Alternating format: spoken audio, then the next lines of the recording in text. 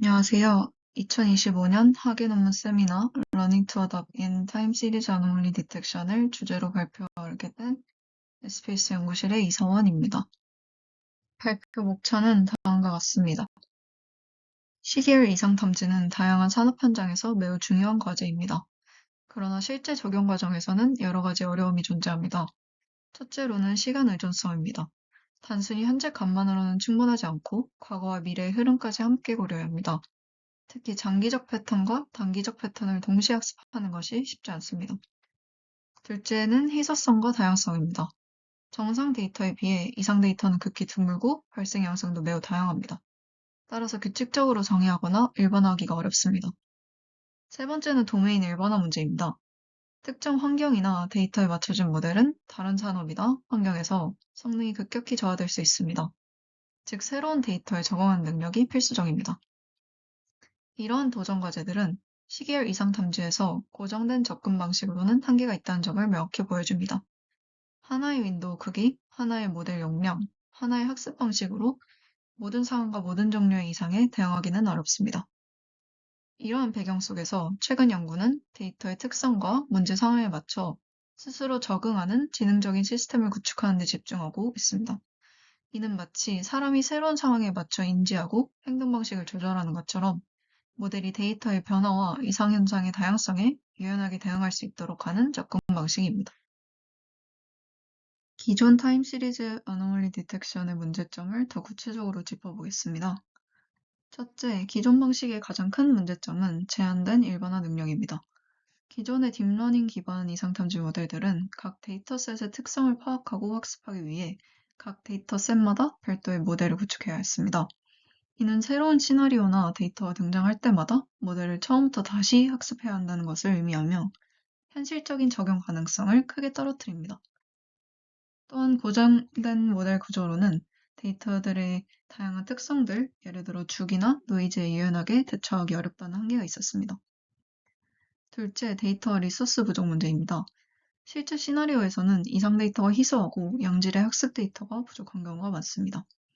또한 모델을 학습시키는 데 드는 시간, 비용, 그리고 컴퓨팅 리소스도 상당한 부담이 됩니다. 이는 특정 도메인에 특화된 모델을 구축하는 것을 더욱 어렵게 만듭니다. 이러한 문제들을 해결하기 위해 GTSAD가 제안됩니다. GTSAD는 하나의 범용 모델을 다양한 소스와 도메인의 대규모 시계열 데이터로 사전 학습하여 도메인에 구애받지 않는 일반화된 이상 탐지 능력을 학습합니다. GTSAD는 N개의 데이터셋에 N개의 모델이 필요했던 기존 방식과 달리 하나의 범용 모델로 광범위한 다운스트림 시나리오에 효율적으로 적용될 수 있습니다. 이를 통해 도메인 특화 패턴에 대한 과적합을 완화하고 새로운 데이터에 대한 적응 능력을 크게 향상시킬 수 있습니다. 이렇게 GTSAD 형식의 DADA가 소개됩니다. 아이클레어 2025년에 소개된 DADA는 두 가지 주요 아이디어를 가집니다. 첫 번째로는 적응형 병목입니다. 기존 모델들은 데이터의 특성과 관계없이 고정된 크기의 병목을 사용했지만 DADA는 데이터의 정보량에 따라 병목의 크기를 유연하게 조절합니다. 이를 통해 모델은 정상 패턴을 더 효율적으로 학습하고 일반화 능력을 크게 높입니다. 둘째, 듀얼 적대적 디코더입니다. DADA는 노멀 디코더와 어노멀리 디코더를 사용하고 노멀 디코더는 정상 데이터를 완벽하게 재구성하도록 어노멀리 디코더는 재구성을 방해하며 이상 패턴을 학습합니다. 이 두 디코더가 서로 경쟁하는 방식으로 학습함으로써 모델은 정상 데이터와 이상 데이터를 명확하게 구분하게 됩니다. 이 두 가지 핵심 아이디어로 DAD는 다양한 데이터에 스스로 적응하여 뛰어난 이상 탐지 성능을 보여줍니다. DAD 모델의 전체 구조에 대해 살펴보면 크게 네 가지 구성 요소로 이루어져 있습니다. 먼저 입력으로 들어오는 시계열 데이터는 패치 앤 컴플리멘터리 마스크 모듈을 거칩니다. 이 모듈은 긴 시계열을 여러 개의 작은 패치로 분할합니다. 그리고 이 패치들 중 일부를 마스킹하여 모델이 마스킹된 부분의 정보를 예측하도록 학습을 유도합니다. 이를 통해 모델은 시계열 데이터의 양방향 시간 의존성을 효과적으로 포착할 수 있습니다. 다음으로 패치로 분할된 데이터는 인코더에 입력됩니다. 인코더는 마스킹된 패치를 포함한 전체 시계열 데이터에서 시간적인 특징을 추려하는 역할을 합니다. 이 과정에서 시계열 데이터의 잠재적인 패턴과 정보를 학습하여 벡터 형태로 압축합니다. 인코더가 추출한 특징은 적응형 병목에 통과합니다. 이 모듈은 데이터의 정보 밀도에 맞춰서 동적으로 병목의 크기를 조절하여 여러 도메인에 걸쳐 일반화된 특징을 효율적으로 학습할 수 있도록 지원합니다. 마지막으로 압축된 특징은 이중 적대적 디코더에 전달됩니다. 이 두 디코더는 적대적 학습을 통해 서로 경쟁하며 모델이 정상과 이상 패턴의 경계를 더욱 명확하게 구분하도록 만듭니다. 학습의 첫 번째 단계인 패치 앤 컴플리멘터리 마스크 단계를 살펴보면 먼저 긴 시계열 데이터는 여러 개의 작은 패치로 분할됩니다.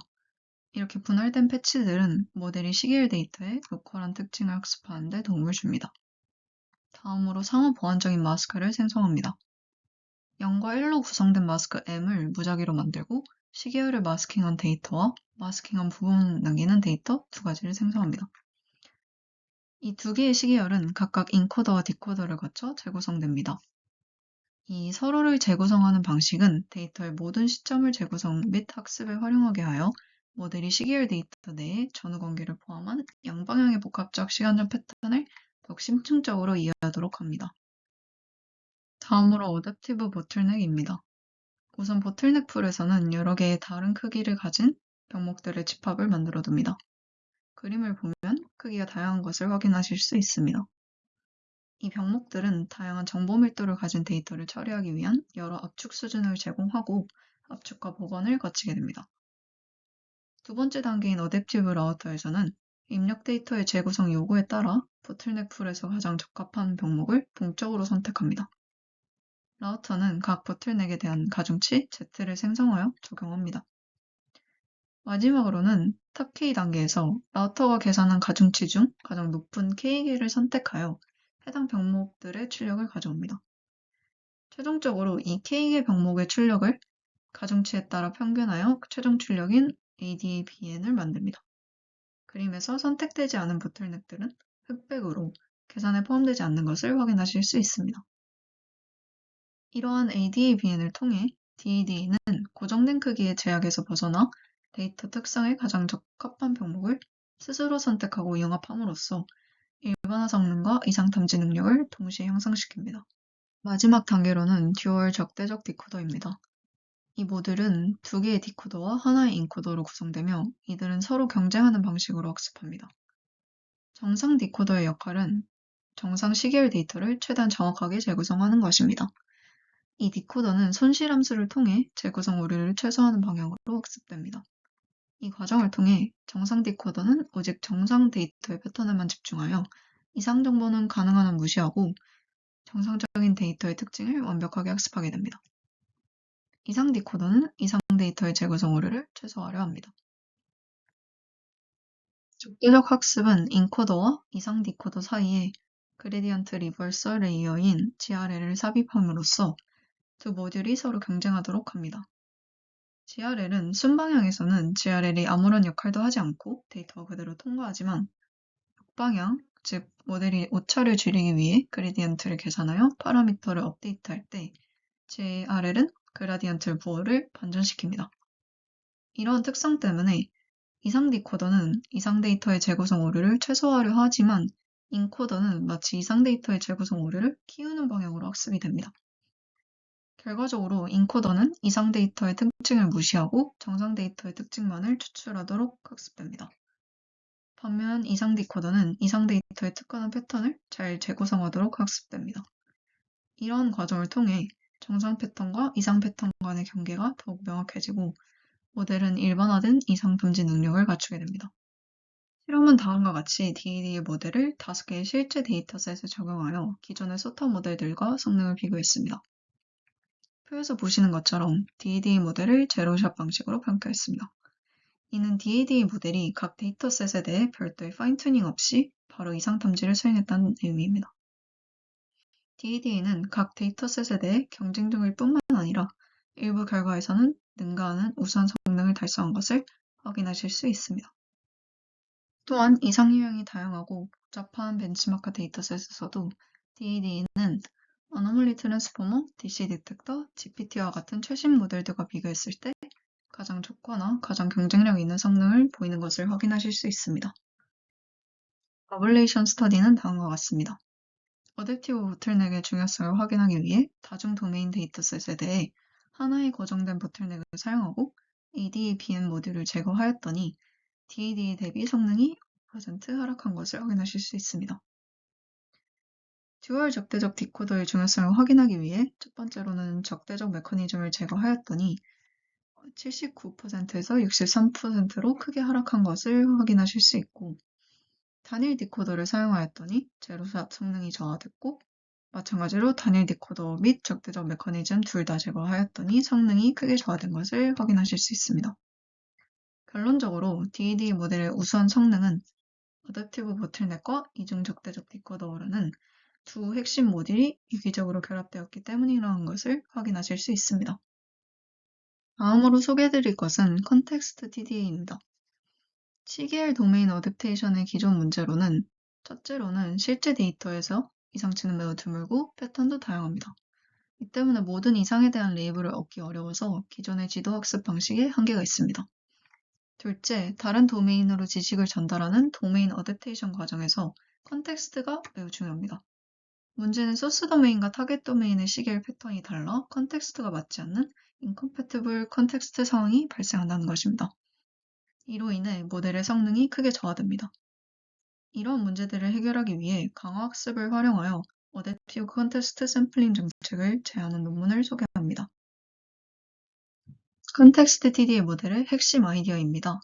우선 컨텍스트 TDA는 컨텍스트 샘플링과 이상 탐지를 결합한 공동학습 프레임워크입니다. 두 번째로 컨텍스트를 샘플링하는 문제는 마르코프 결정 프로세스 MDP로 정의하였습니다. 이를 통해 모델은 현재의 상태 스테이트를 기반으로 최적의 행동인 액션을 결정하고 그 결과로 보상, 리워드를 받으며 학습하게 됩니다. 세 번째로 이 MDP 문제를 해결하기 위해 딥 강화학습인 DRL 알고리즘을 사용합니다. 특히 딥큐러닝, 딥QN과 같은 알고리즘을 사용하여 컨텍스트 샘플링 과정을 최적화합니다. 이 과정에서 모델은 다양한 컨텍스트를 시도하고 가장 좋은 컨텍스트를 찾아내는 방법을 스스로 학습합니다. 마지막으로 이 강화학습의 핵심인 보상함수를 특별히 설계합니다. 이 보상함수는 도메인 불변정의 특징을 생성하고 또 도메인에서 이상 탐지 성능을 높이는 방향으로 모델을 유도합니다. 즉 모델은 컨텍스트를 정렬하여 이상 탐지 성능이 향상될 때마다 보상을 받게 됩니다. 이러한 접근 방식을 통해 컨텍스트 TDA는 데이터의 복잡성에 스스로 적응하고 도메인 간의 차이를 극복하며 효율적인 이상 탐지를 수행할 수 있습니다. 컨텍스트 TDA의 트레이닝 과정에 대해 설명하겠습니다. 모델의 핵심 기반이 되는 마르코프 디시전 프로세스 MDP는 인공지능이 어떤 환경에서 최적의 행동을 결정하는 방법을 수학적으로 모델링한 것입니다. 화면 오른쪽 상단에 보이시는 것처럼 MDP는 크게 에이전트와 인바이러먼트로 이루어져 있고 이들이 서로 스테이트와 리워드를 주고받으며 계속해서 상호작용합니다. 여기서 스테이트는 현재 시스템의 상황을, 액션은 에이전트와 특정 상태에서 취할 수 있는 행동들을, 리워드는 에이전트와 특정 액션을 취했을 때 즉시 받게 되는 보상이나 벌칙입니다. 컨텍스트 TDA 모델에서는 컨텍스트 샘플러가 에이전트 역할을, 어노멀리 디텍터가 인바이어먼트 역할을 합니다. 에이전트인 컨텍스트 샘플러는 어노멀리 디텍터에서 소스, 타겟에 인코딩된 값을 스테이트로 입력받고 현재 모델이 어떤 상태에 있는지에 대한 정보를 얻습니다. 그 뒤에 현재 상태 ST를 바탕으로 다음 타입 스텝인 T+1에 사용할 컨텍스트 윈도우 크기인 M과 N을 결정하는 액션 AT를 선택합니다. 이 선택은 DQN, Deep Q 네트워크라는 방법을 사용해 최적 윈도우 사이즈 M, N을 선택을 합니다. 이 DQN은 리워드를 최대화하는 방향으로 학습이 됩니다. 컨텍스트 TDA는 여러 손실 함수들을 조합하여 리워드를 계산합니다. 오른쪽 수식에서 확인하실 수 있습니다. 리워드 펑션을 구성하는 요소는 다음과 같습니다. 첫 번째로는 LSTM 인코더, 디코더입니다. 입력 데이터의 특징을 추출하고 재구성하는 역할을 합니다. 두 번째로는 소스 도메인 분류기인 클래시파이어 C입니다. 소스 도메인 데이터의 레이블을 정확히 분류하도록 학습됩니다. 마지막으로는 도메인 판별기 discriminator K입니다. 소스 데이터와 타겟 데이터의 분포를 구분하는 역할을 합니다. 리워드 함수의 로스 구성을 살펴보면 첫 번째로는 클래시피케이션 로스입니다. 이 분류 손실은 소스 도메인의 레이블을 활용하여 모델이 이상 데이터와 정상 데이터를 정확하게 분류하도록 유도합니다. 이는 모델이 이상 탐지의 기본적인 분류 정확도를 높이는 데 기여합니다. 두 번째는 재구성 손실입니다. 이 손실 함수는 이상 탐지기가 소스 및 타겟 도메인의 정상 데이터를 정확하게 재구성하도록 학습시키는 역할을 합니다. 모델이 정상적인 패턴을 잘 학습해야만 비정상적인 데이터가 들어왔을 때 재구성 오류가 커져 이상치를 효과적으로 탐지할 수 있습니다.